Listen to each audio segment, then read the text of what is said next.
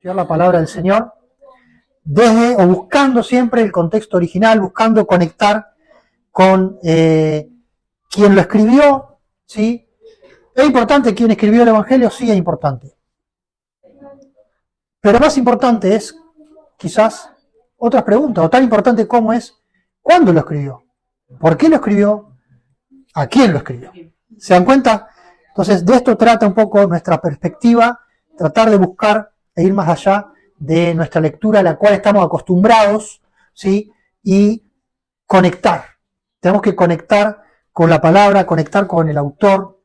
Hemos hablado ya 12 capítulos y todavía no sabemos quién es. ¡Wow! ¿Sí? Hubiera sido más fácil decir, bueno, es el apóstol Juan, se acabó, no hay discusión, ¿para qué querés generar todo este misterio acerca de este cuarto evangelio? Pero la verdad es que el propio evangelio nos invita y nos llama nos quiere tomar de la mano y dice, vení, seguime, vamos a profundizar, vamos a ir por distintas experiencias, vamos a conocer a Yeshua desde ciertos ángulos y vamos a jugar al misterio, ¿sí? Y esto es parte del evangelio, ¿sí? Y tenemos que jugar a esto que se nos invita en el evangelio.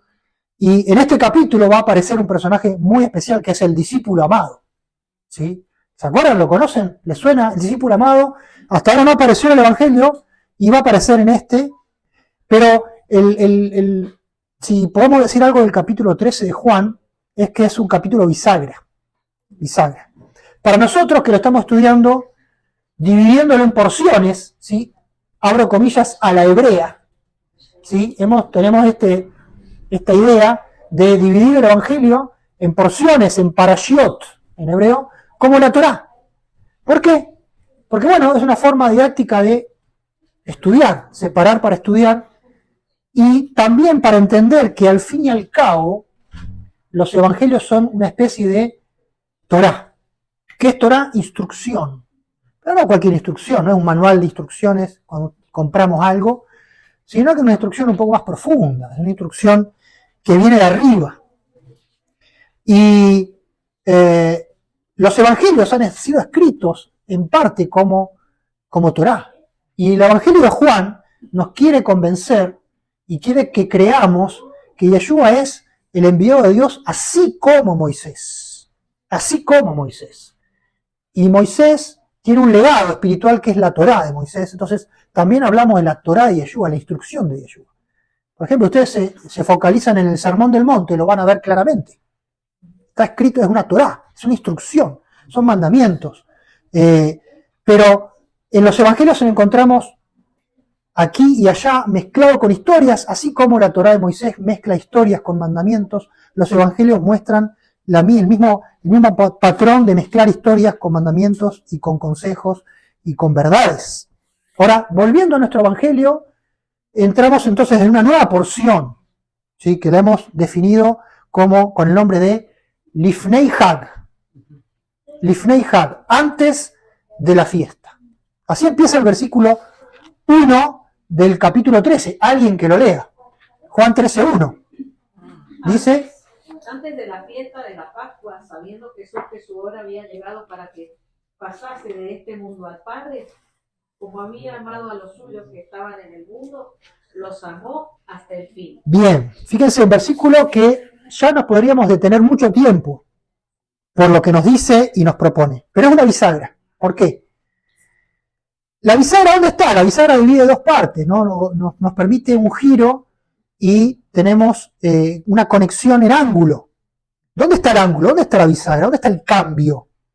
Bueno, antes de la fiesta de la Pascua, sabiendo Yeshua que su hora había llegado, como había amado a los suyos que estaban en el mundo, los amó hasta el fin. Y si ustedes más o menos recuerdan y tienen en la cabeza el Evangelio de Juan, a partir de ahora viene largos capítulos donde Yeshua habla con sus discípulos, con sus íntimos. Esto no había pasado antes en el Evangelio. Por eso digo que es una bisagra. Hasta el capítulo 12, inclusive, se nos presenta en el Evangelio Yeshua un tanto más solitario, un tanto más filósofo, un tanto más conectado con personas que no son de su círculo íntimo que con los propios. Tenemos un Yeshua que dialoga con la mujer samaritana largo y tendido, con Nicodemo largo y tendido, con el ciego de nacimiento, con Lázaro, amigo de Lázaro, pero vemos que reiteradamente los discípulos no había una conexión tan profunda.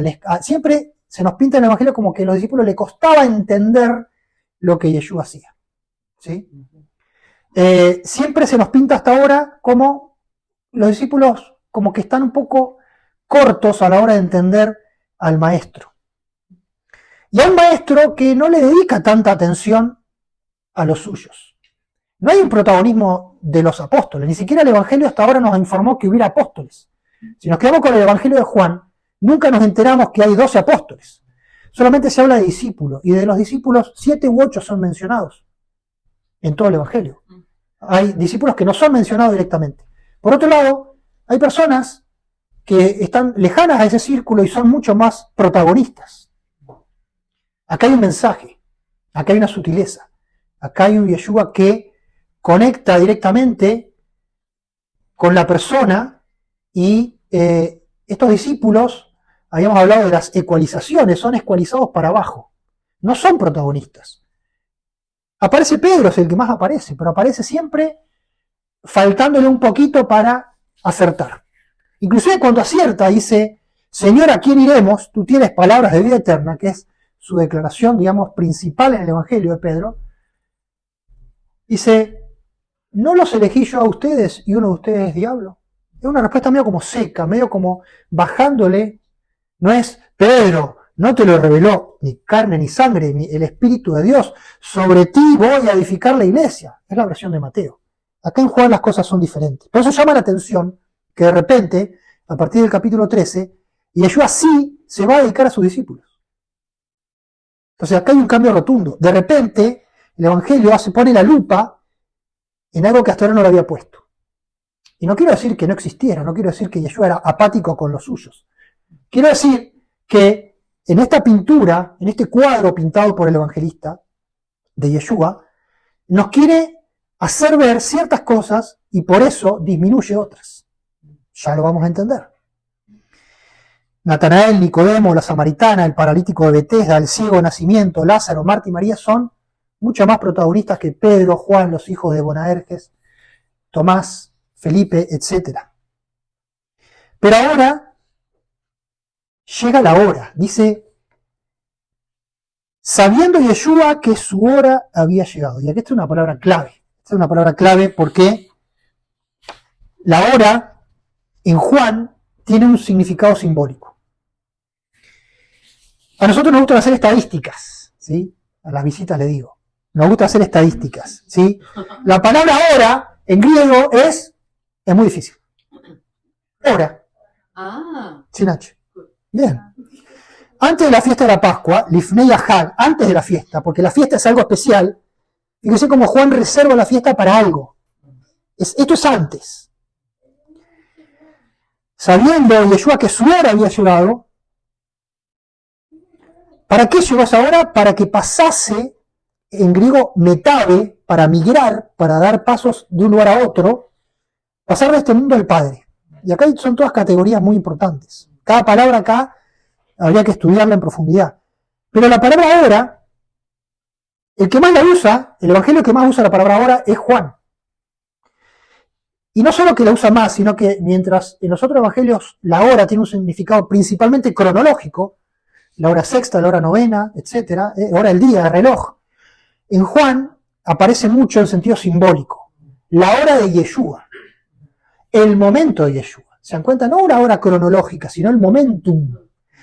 Y el momento es la hora que no es la cruz. Y esto es algo que nos va a llamar la atención. En Juan no se trata tanto de la hora del sufrimiento. Llegó la hora del sacrificio. No, es otra hora. Va a decir, es la hora de ser glorificado. Es la hora de pasar del mundo al Padre. Y esta palabra pasar, metabe, ¿sí? Este meta, que va a aparecer en muchas palabras de nuestro idioma, Juan la usa bastante. Pasar de muerte a vida. Pasar de Galilea a Judea. Pasar de tinieblas a luz. Entonces, está llegando la hora de Yeshua y la hora va a ser en la Pascua. esa hora no va a ser la hora del sufrimiento vicario, pero eso no es el punto culminante, no es el mensaje de Juan. El mensaje de Juan es pasar de este mundo al Padre. Es la hora de la metamorfosis, es la hora cuando como el capullo se hace mariposa, ¿no? ¿Cómo es la historia? ¿Cómo se dice? Crisálida. La crisálida. ¿Sí? Hay una metamorfosis de un ambiente, el mundo, a otro ambiente, el Padre. Así como una metamorfosis cuando Juan nos presenta que en el principio del Verbo, que estaba con el Padre, y el Verbo se hizo carne, acá hay una metamorfosis inversa. Y eso es lo que importa. Obviamente que para eso va a suceder a partir de los pasos que uno conoce. El juicio, Getsemaní, la cruz, ¿sí? La resurrección, todo lo que el Evangelio nos va a narrar, pero Juan lo presenta de una forma diferente. Nos presenta como en un envoltorio donde esa hora es especial. Esa hora es la vuelta al Padre. Aunque el camino pase por la cruz, lo importante es la vuelta al Padre. Y esta hora es tan importante que el Evangelio va a estar constantemente, y ya hemos pasado por varios lugares donde Yeshua habla de su hora. Por ejemplo, el primer milagro, si nos remitimos a Juan capítulo 2, versículo 3, faltó vino. Hoy no es la ocasión, hoy sí tuvimos vino. Faltó vino y la madre de Yeshua le dijo, no tienen vino. ¿Qué dijo Yeshua? ¿Qué tienes conmigo, mujer? Aún no ha llegado mi hora. Fíjense que ya desde el inicio el evangelista nos está queriendo hacer conscientes de que hay un proceso y de que hay una hora. ¿Para qué? La hora para salir del cosmos, salir del mundo. Mundo. Otra palabra muy, muy, muy, muy juanina. Cuando digo juanina es del Evangelio de Juan, de las cartas de Juan y del Apocalipsis, de la escuela juanina. Mateo usa la palabra mundo 8 veces. Mateo 8 veces usa la palabra mundo, cosmos. Marcos 3 veces. Lucas 3 veces. Juan 20, 25. ¿Quién da más? 79 veces. 79 veces. No. Si vamos a las cartas de Juan, también vamos a encontrar. No améis el mundo ni las cosas que están en el mundo. Si alguno ama al mundo, el amor del Padre no está en él. 79 veces acá En el Evangelio.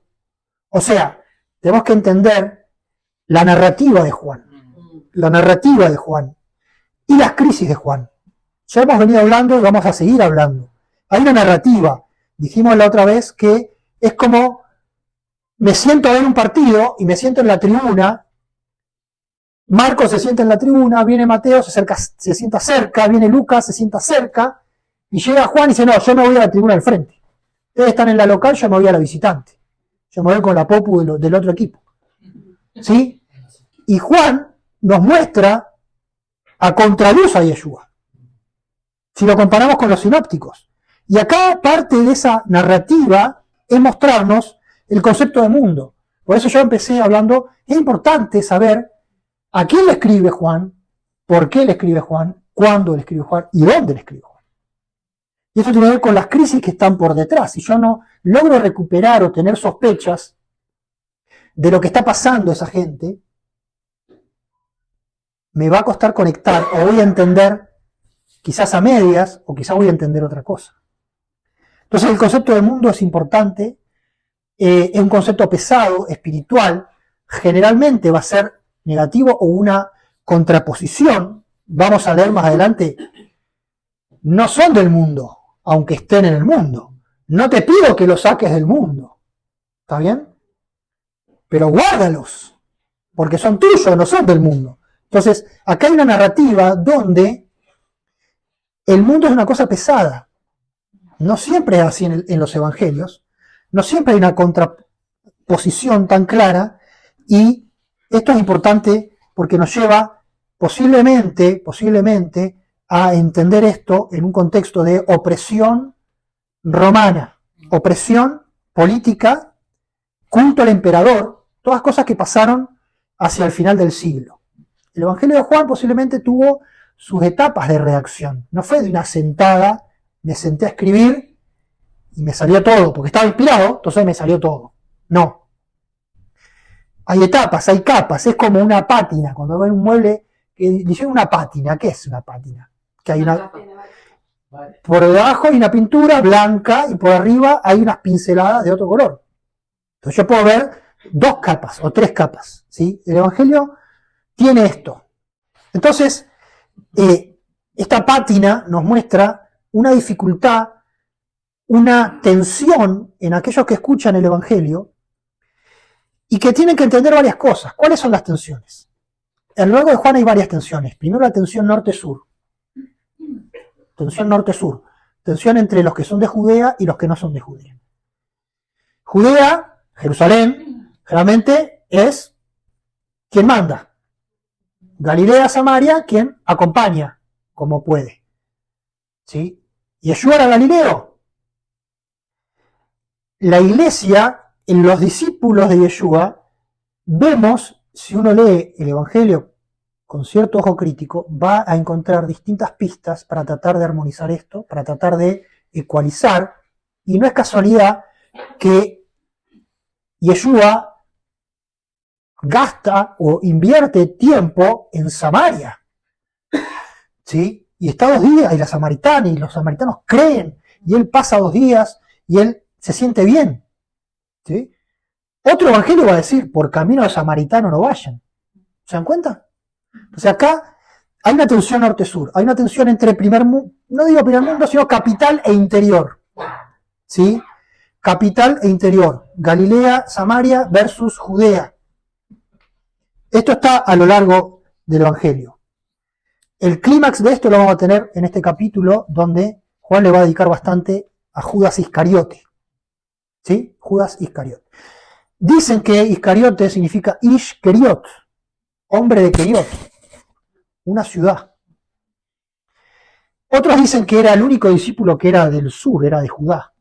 Keriot, una ciudad de Judá. ¿Se dan cuenta? Los, abro comillas, judíos en el Evangelio de Juan generalmente aparecen oponiéndose de una forma muy genérica. Los judíos nunca sabemos bien quiénes son. Pueden ser 3, 4, 5, 10, 2 sacerdotes y 3 escribas, pero Juan nos está mostrando otra tensión, que es la tensión sinagogal. Tiene que ver con la historia del siglo I, cuando, frente a los romanos, mesiánicos y no mesiánicos toman posturas diferentes. Los mesiánicos se van de Jerusalén, emigran, se guardan, y muchos judíos no perdonaron eso de los mesiánicos. Si ustedes van, Mateo 24, Marcos, también, cuando vean a Jerusalén rodeada de ejércitos, huida a los montes. ¿Sí? Entonces, huyeron. Algunos los tildaron de cobardes, otros de obedientes a lo que Yeshua había dicho. La cuestión es que, andando el tiempo, hay una tensión en la sinagoga y los mesiánicos ya no son bien vistos en la sinagoga. Otra tensión que vemos acá. La apatía norte-sur, la apatía de los judíos de Judea hacia Yeshua, encarnada en Judas Iscariote. También va a haber tensiones con los discípulos de Juan. Los discípulos de Juan seguían creyendo en Juan. Y el Evangelio va a tratar de convencerlos de que Juan indicó que Yeshua era el Mesías. Otra tensión. Tensión con los romanos, ya lo hemos dicho. El culto al emperador. Y ahí surgieron voces y surgieron ideas para acomodar los tiempos. Cuando hay un problema, a todo problema surge una solución. Una solución fue la del docetismo. ¿Sí? Los docetas. Docetismo tiene que ver en griego con ilusión. Y decían, bueno, Yeshua en realidad su cuerpo fue una ilusión. Él en realidad era un espíritu y entonces no sufrió en realidad, porque si un espíritu hizo como que fue crucificado, fue toda una cuestión más espiritual y en el fondo no fue martirizado. Entonces, ¿por qué a nosotros nos van a obligar a decirle al emperador que está allá arriba, no, yo no te voy a adorar, no voy a cumplir con el culto al emperador y aunque me tengan que martirizar, no voy a negar mi fe? cumplamos con el emperador, total es una formalidad, hay que estar ahí, y sigamos nuestra vida. Y Dios no está llevándonos a esta cuestión tan extrema, ¿sí? No hace falta tanto. Esto estaba presente. La gente que recibe el mensaje de Juan, y ahí vamos a empezar a entender a Juan, cuando dice, mi hora ha llegado. La hora del martirio de Yeshua llegó, y no es algo de lo cual escaparse, no es algo de lo cual afrentarse, sino que es un camino a la gloria. Entonces acá estamos viendo, y lo vamos a ir viendo, cómo acá hay un contrapunto, ¿sí? Es como cuando alguien le echa, o la salsa de tomate a veces viene muy dulce, y entonces hay que echarle más sal, ¿no? Entonces la receta, bueno, ¿cuánto van? 2 cucharadas de sal, pero le eché 4. Entonces le eché mucha sal, está mal, pero le eché mucha sal porque la salsa de tomate estaba muy dulce. ¿Se dan cuenta? Para llegar a un equilibrio. Entonces, como la cosa estaba muy dulce, con esto del docetismo, y esto de que, bueno, al César lo que es de César y a Dios lo que es de Dios, ¿sí? ¿Para qué sufrir? Cumplamos con el emperador y sigamos nuestra vida. Es que posiblemente el evangelista le tiene que echar más sal. ¿Se dan cuenta? Y si ustedes leen entre líneas, y si ustedes van al Apocalipsis, van a ver casi una exaltación del martirio. Tanto es así que los primeros padres de la iglesia estaban chochos y eran martirizados. Inclusive algunos puede decir que lo buscaban. Lean a los padres de la iglesia. Lean, por ejemplo, Ignacio de Antioquía. ¿Sí? Ya hemos hablado de él. Y algunos otros. Que lo que querían era ser como su señor. ¿Qué quiere decir? Que los romanos lo terminen martirizando. Era el camino a la gloria. Y no estaban inventando nada. Estaban quizás leyendo bastante literalmente el Evangelio de Juan. O estaban, de alguna forma, yendo en una linealidad con ciertas propuestas de Juan. Ahora, hoy, 20 siglos después, a nosotros nos hace pensar cuál es nuestra postura delante del cosmos, delante del mundo. Porque el mundo está para que nosotros lo bendigamos. Y el mundo está para que nosotros lo condenemos. La Biblia nos propone esos 2 caminos. Juan, dale la espalda al mundo. No sos del mundo. La gran comisión, anda al mundo. ¿Se dan cuenta? Entonces, entre estas 2 posturas tenemos que encontrar nuestro equilibrio. Y cada microclima tiene lógica con lo que está escrito. Entonces yo no entiendo el microclima de Mateo o el de Juan, voy a decir, bueno, acá hay contradicción. Entonces, tenemos que entender el momentum, tenemos que entender lo que está pasando, y ahí entenderemos si el tuco tiene mucha sal o poca sal. ¿Está bien? Entonces, yo leo Juan y digo, el tuco está muy salado, está muy extremista, está muy picante, pero no, está tratando de compensar la salsa dulce. ¿Se dan cuenta? Y en el fondo, lo que importa es encontrar el equilibrio. Y en el fondo, ser humildes, que Juan veía un mundo que se venía abajo, Juan veía un imperio que era el anticristo, Juan veía un mundo apocalíptico, y ese mundo así tan apocalíptico, que podía caer el cielo mañana, ya tiene 20 siglos. Conclusión. Ser equilibrado al ver al mundo que me toca vivir, lo puedo ver como Juan, sí, tengo 1000 razones para verlo como Juan lo veía. Hoy tengo 1000 razones para decir, estamos en la tribulación. Y tengo otras 1000 razones para decir, no, todavía no. Dios quiere que yo ame al mundo, que vaya a las naciones, etcétera, etcétera. Entonces, el Espíritu Santo es el único que puede guiarnos y entender nuestro rol. No podemos condenar a uno porque piensa así u otro porque piensa así. Ahora, tengamos cuidado de no decir esto es así. Porque el partido es uno, pero Juan lo ve de una tribuna y Mateo lo ve de otra. Entonces ven cosas complementarias. ¿Se dan cuenta? No hay 2 partidos. Es la hora de Yeshua, es la hora de llegar a la fiesta. La fiesta el autor de este evangelio es un autor que está conectado con la Torá, sabe mucha Torá, está conectado con el medio sacerdotal, ¿sí? El discípulo amado era conocido del sumo sacerdote, y vemos que todo esto está permea el evangelio. Acabamos que Yeshua, que se nos presentaba ahora como apático a sus discípulos, de repente los ama hasta el fin, hasta la consumación, ¿sí? Ágape telos sería, los amó hasta el fin. Ágape, ¿se acuerdan? El amor superior, y telos es consumación, la última etapa. Acá tenemos si nos pueden hablar, si quieren, de cómo eran las moléculas, cuando se van reproduciendo está la telofase, ¿o no? No me dejen mentir, lo aprendí en la escuela. Lo aprendí en la escuela, es la última. Muy bien, es la consumación.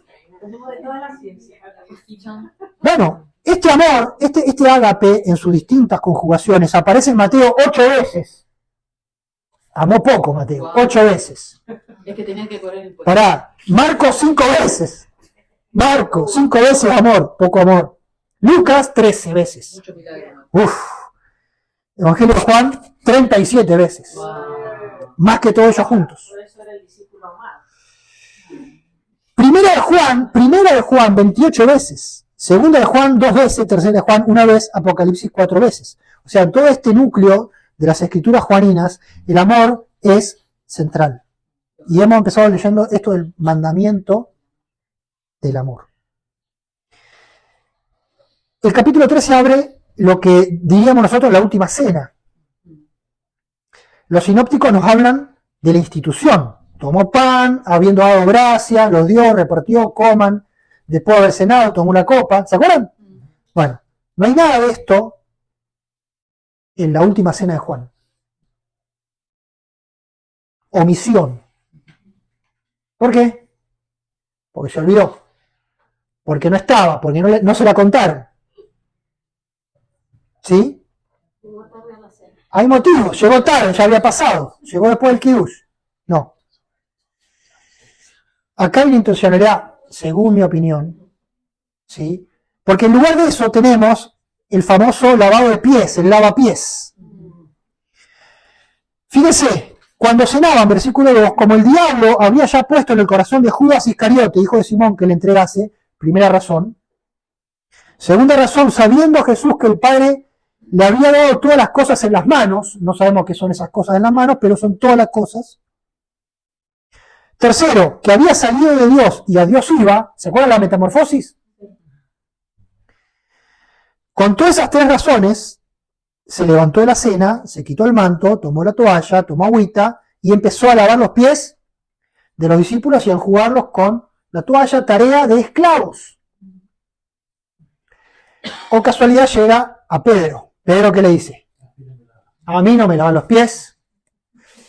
¿Qué le dice Yeshua? Si no te lavare, no tendrás parte conmigo. Ahí Pedro recalculando con el GPS, recalculando. Señor, no solamente los pies, sino... Doy mi vida.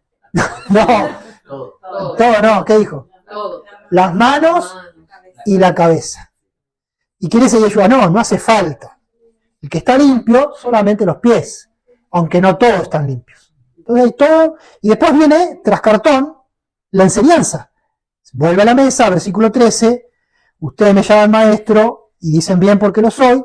Si yo, Señor y Maestro, he lavado vuestros pies, ustedes también tienen que lavarse los pies unos a otros. Ejemplo les di, para que yo, como yo hice, ustedes hagan, porque de cierto les digo, el siervo no es mayor con su señor, que su señor. Y el enviado más que el que lo envió. Si saben estas cosas, son bienaventurados si las hacen, y no son bienaventurados si no las hacen. Entonces acá tenemos dos cosas. Hay otra crisis que no les conté, que es la crisis de la gobernanza. En Juan está seriamente preocupado por la crisis de gobernanza de las comunidades mesiánicas o iglesias, como quieren llamarlas. Lo mismo da la gobernanza. La gobernanza. La gobernanza es cómo se gobierna. Hacia el fin del siglo I surge claramente, y están los testimonios de los padres apostólicos, que se establece una gobernanza episcopal donde hay un episcopo, un líder, ¿sí? Que recibe una autoridad espiritual divina, no sé si es sucesor, pero sí representante, y de ahí hacia abajo se tiene que organizar toda la autoridad, y sin él, nada es válido. Sin él, la Eucaristía no es válida. Volvemos a Ignacio de Antioquía, léanlo, carta de Ignacio de Antioquía, mientras lo lleva a Roma para ser martirizado, va escribiendo cartas a la distinta iglesia de Asia Menor, y dice a todos que todas las iglesias se sometan a sus propios episcopos. Bueno, parece que este evangelio y la escuela de Juan le agarra como urticaria con esto. Porque está viendo cómo se usa la autoridad de Yeshua o el legado de Pedro para establecer liderazgos un tanto autoritarios, demasiado encumbrados, ¿sí? Y que llevan a una vida a una vida de fe más religiosa que espiritual. Ya alrededor del ritual que de la experiencia espiritual, de la cuestión más, si se quiere decir, genuina.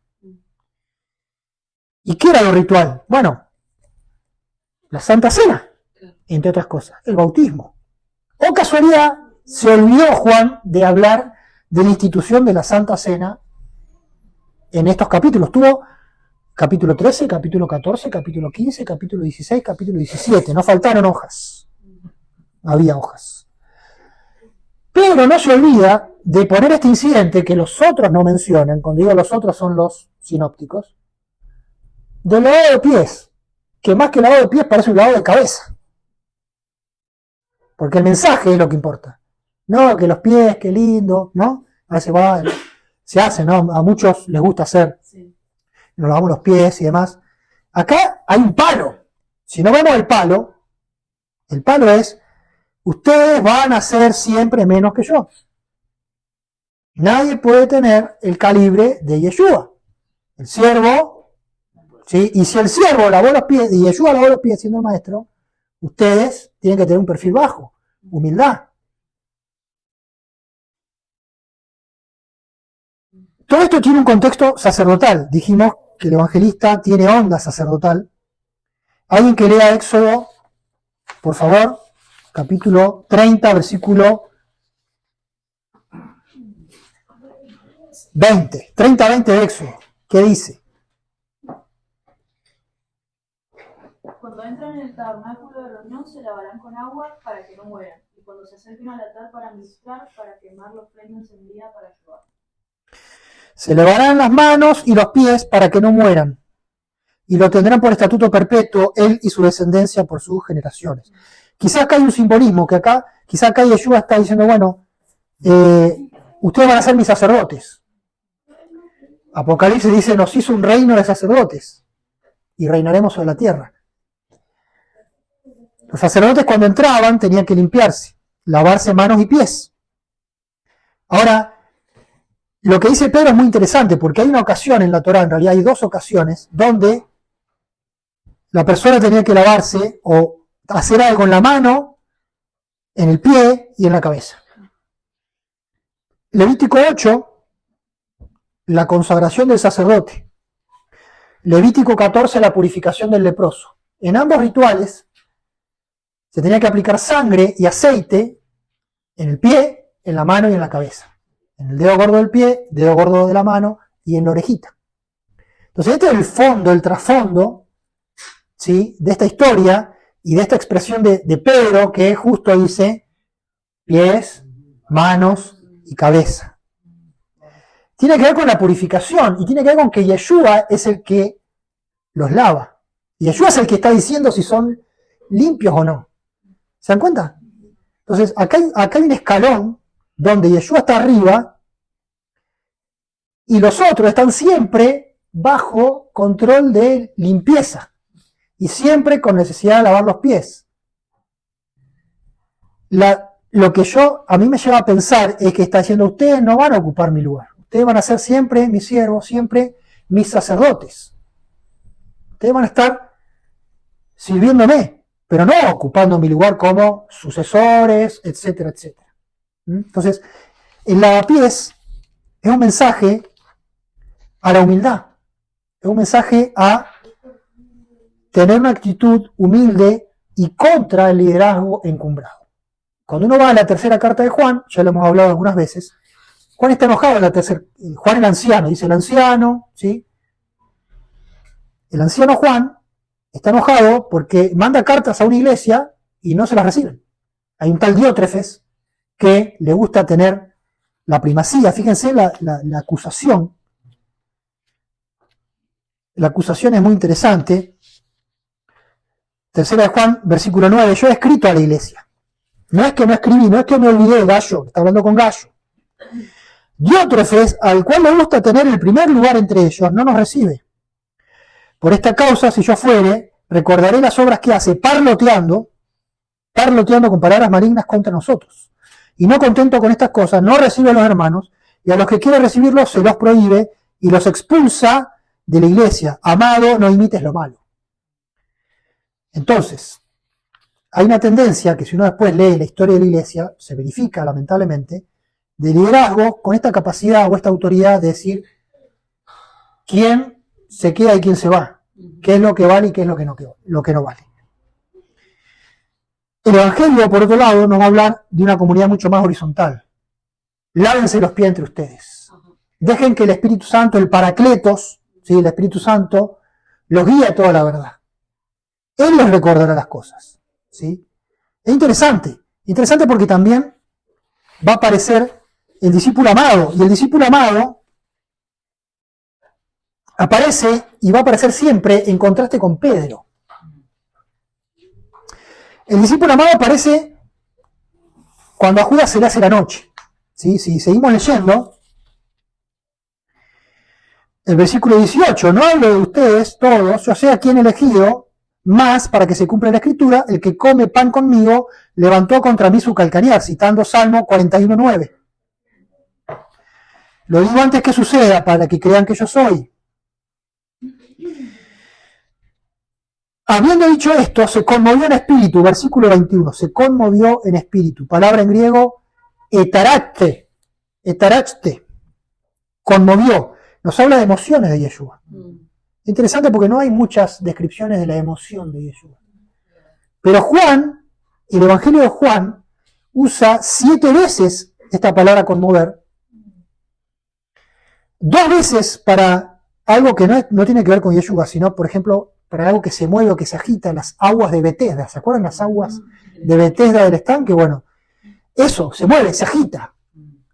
Pero después dice que Yeshua estaba agitado o conmovido con Lázaro. Y después va a decir que lloró.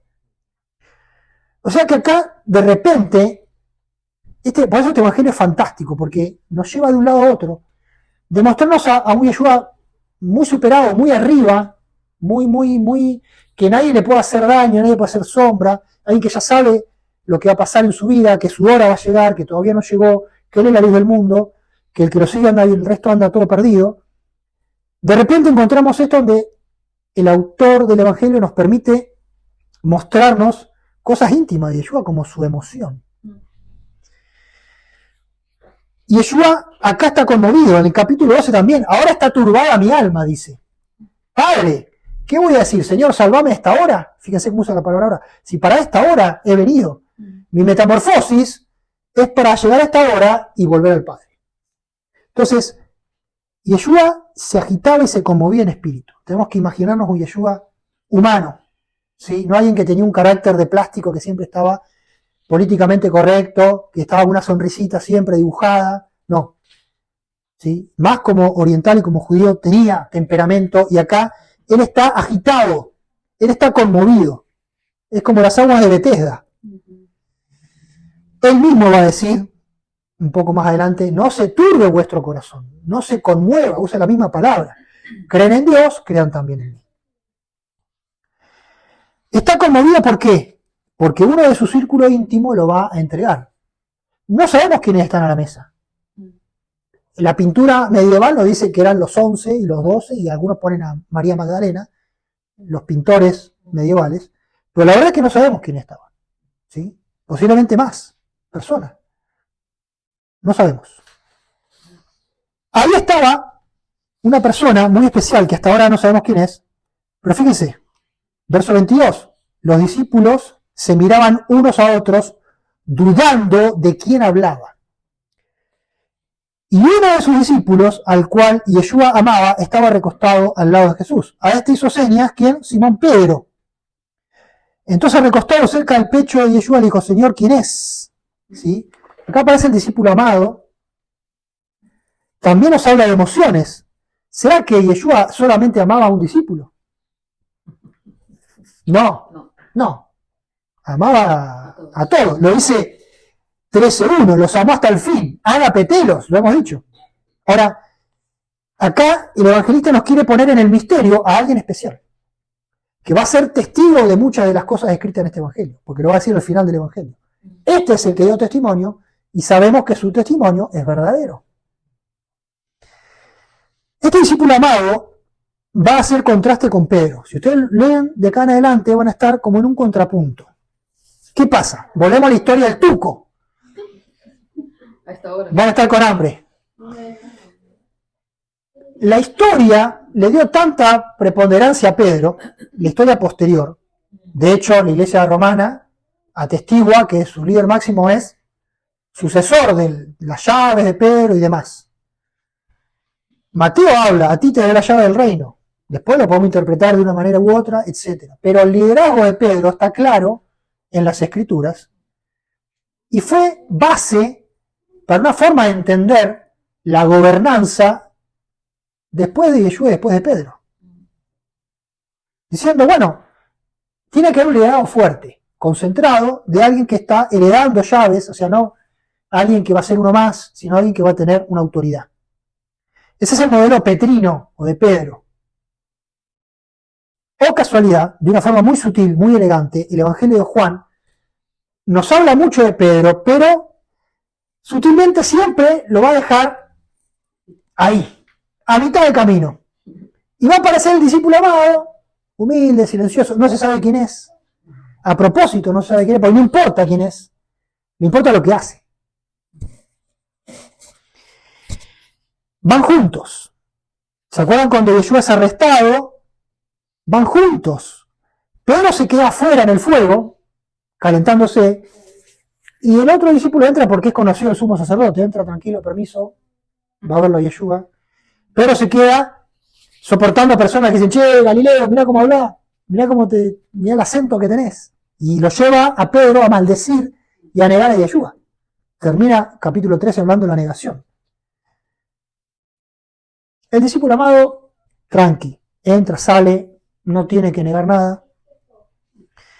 Pedro está llorando porque negó a Yeshua 3 veces, está tirado en un rincón. El discípulo amado está al pie de la cruz con la madre y Yeshua le dice, he aquí tu madre, he aquí tu hijo. Tremendo. El día del domingo de resurrección, dice el Evangelio de Juan que van los dos corriendo. Pedro y el otro discípulo. ¿Quién corre más rápido? El otro discípulo.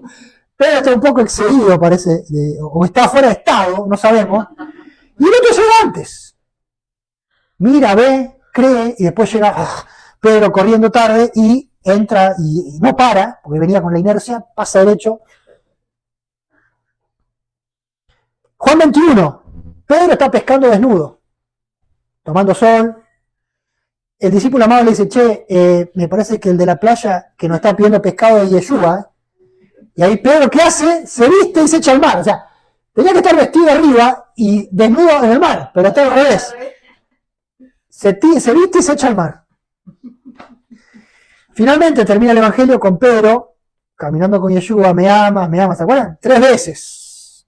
Ya Pedro, ¿cómo termina? Humillado, entristecido. ¿Y quién lo sigue? Caminando por atrás, el discípulo amado. Y el discípulo amado dice, si yo quiero que este quede a ti. Y el discípulo amado se corría la bolilla de que no iba a morir. ¿Se dan cuenta del contraste? Sutil. Yo creo que la crisis de gobernanza está detrás de todo esto. No importa tanto el nombre y la estructura, sino el contenido. No importa tanto el rito, sino que el Espíritu de Dios está en el rito. Entonces, como ya todos hablan de la Eucaristía, todos hablan de la cena, del pan y el vino, Juan, que posiblemente conocía otros evangelios ya escritos, sobre todo Marcos, dice, yo voy a complementar, ¿sí? A esta comida le faltan cosas. ¿Qué le falta? Y le falta la humildad, el lavado de pies, falta que Yeshua sea el centro y que no quién va a ser el líder después de él, etcétera, etcétera. Versículo 31, alguien que lo pueda leer, estamos terminando ya, falta poquito. Entonces, cuando hubo salido, dijo Jesús, ahora es glorificado el Hijo del Hombre, y Dios es glorificado en él. 32. Si Dios es glorificado en él, Dios también le glorificará en sí mismo, y enseguida le glorificará. Bien, acá tenemos un trabalenguas que nos deja, ¿no? Para hacer un poco de ejercicio mental. ¿Cuántas veces usa la palabra glorificar? 3, 4, 5. 5 veces. 5. ¿Entendieron lo que quiso decir o no? Sí. Sí. Yo no entendí, así que... Pero no es medio confuso. Bueno, es confuso, pero es el estilo de Juan, es el estilo del evangelista. Y no te dice, bueno, ¿así hablaba de Yeshua o así hablaba el evangelista? ¿Qué les parece a ustedes? No, el evangelista. ¿Ah? El ¿Por qué? evangelista, si Jesús hubiera hablado como él, nadie lo hubiera entendido. Y nadie lo entendió. No, el evangelista. ¿Se dan cuenta? Entonces, hay dos estilos. ¿Cómo llegamos a la conclusión? Versículo 33, ¿alguien que lo lea? Hijitos, aún estaré con vosotros un poco. Bien, ahí nomás. Para hablar un poco de esto de ir, un poco de tiempo, donde yo voy, ustedes no me pueden seguir, me van a seguir después.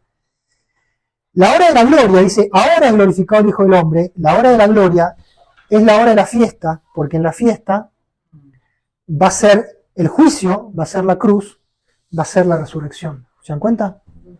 Entonces, todo esto pasa antes de la fiesta, porque en la fiesta es la hora de Yeshua. Nadie más puede hacerle sombra a Yeshua, porque su hora es su hora. Los discípulos están dispersos, Pedro está tirado allá porque negó.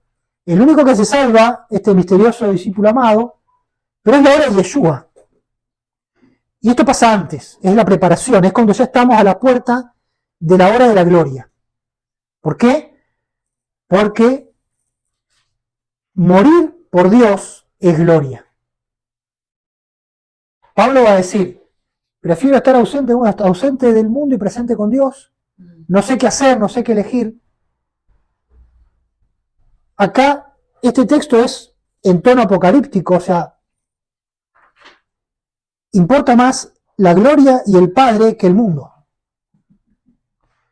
Bueno, voy a reflejar esto del martirio, pero es el tuco salado, no es que él quiera que todos vayamos al martirio. Él quiere que los suyos no sean docetistas y adoren al emperador y digan, no, Dios no nos llamó a sufrir. Él quiere discípulos que estén dispuestos a morir, pero no que se vayan entregando, como diciendo, ¿no? Como hacen otras religiones hoy día, me conviene, total, si yo me inmolo voy a tener tal y tal cosa. No ese es el punto. El punto es lo contrario. Lo que quiere evitar esto. Quiere evitar discípulos tibios que negocian con el Imperio Romano. Que no ven nada de malo. Que no ven ninguna amenaza. Entonces, como todo está para un lado, el evangelista lo pone del otro lado, para llegar a un punto medio. Es mi visión. Creo que es por ahí. Versículo 33, por favor, de nuevo, al que le suena raro. Hijitos, aún estaré con vosotros un poco. Bien. ¿Qué le suena raro? El hijito. Hijitus. No, no dice hijitus, Lili. No es super hijitus, es hijitos. ¡Wow! ¿Yo le decía hijitos a los discípulos? Hijito es una palabra típica de Juan el Anciano. Cuando digo Juan el Anciano es porque Juan en las cartas, las 3 cartas, no dice Juan, pero dice el anciano. Es su apodo, el viejo.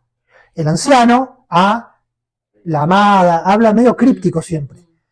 Entonces, el anciano, si ustedes van a los libros de la investigación, se va a hablar de Juan el Anciano, que no necesariamente es Juan el Apóstol, y no necesariamente tiene que ser Juan el Profeta. ¿Quién es Juan el Profeta? Juan el de Apocalipsis, que se autodenomina profeta. Pero están muy vinculados. Por eso se habla de una escuela juanina, porque hay algo ahí, están muy juntos. Hijito es una palabra que usa, es tecnia en griego, se usa acá una vez en el Evangelio de Juan. Pablo la usa en Gálatas, cuando dice, hijitos, estoy teniendo dolores de parto con ustedes. ¿Se acuerdan los Gálatas? Y que Pablo está enojadísimo. Entonces, para no hablarles mal, le dice hijitos, o sea, recién nacidos, dense en cuenta que no la tienen clara. Y después se usa 7 veces en 1 Juan. O sea, quien dice hijitos es Juan el anciano. En 1 Juan está lleno, hijo, hijito, hijito, hijo, todo el tiempo. Esto nos muestra que posiblemente acá el hijito se le escapó al evangelista y puso el labio de Yeshua que le diga hijito a Pedro. ¿Qué hijito? Si quizá Pedro era más grande que Yeshua. ¿Está bien? En fin. Pero bueno, conecta. ¿Sí? Conecta. Y Yeshua finalmente da un nuevo mandamiento.